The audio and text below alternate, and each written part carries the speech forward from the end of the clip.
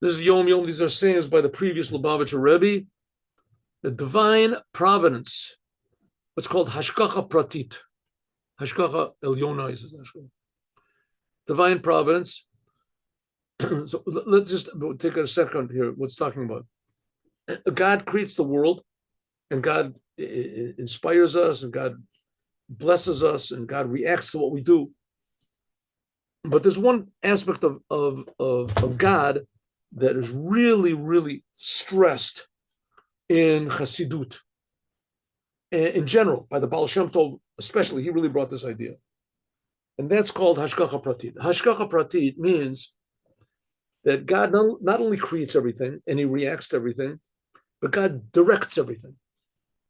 Everything in the world that happens because God wants it to happen, and he's directing everything to to be where it is and to encounter whatever it encounters and everything. And the whole point is how we react. How we react is totally in our hands.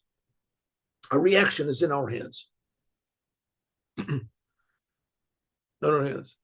Which basically boils down to, are you going to do what it says in the Torah or not do what it says in the Torah? And a lot of times it's not so simple, because there are some times where you should get angry, which is very rare, almost non-existent, but it does exist.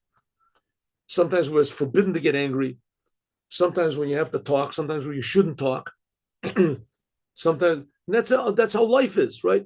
Some people you have to be nice to. Some people you have to be strong to. Some people you have to be silent. Some people have to, sometimes you should be helpful. Sometimes you should be, how do you say, to hold yourself back. That's how life is, to know what to do, when to do, what job you should do, where you should live, where you should get married. These choices are up to you, but what happens actually is totally up to God. And that's what's called divine providence. That's what's called divine providence.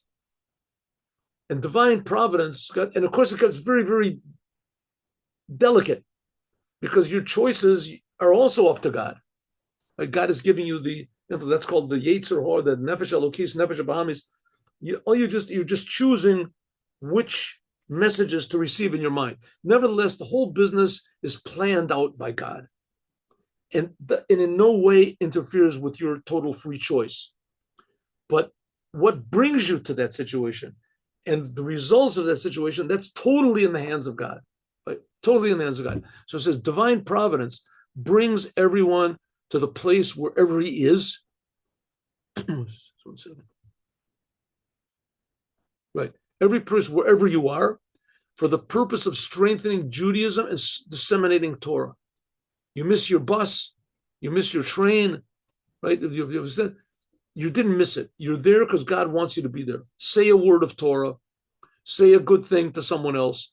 But wherever you are, you're there to change the world. When you plow and plant, things will grow. In other words, don't take the world at face value. You take a field, if you just take a field, nothing's going to grow there. You have to plow, and then you have to plant. Same as wherever you are, plow, make some sort of an inroad, make a good impression, say a good thing. If you can't do it, at least read a word of Torah, say a sentence from Psalms, say something. When you plow and you sow, then things will grow. Then the world will change. Wherever you are, God put you there in order to make a positive change.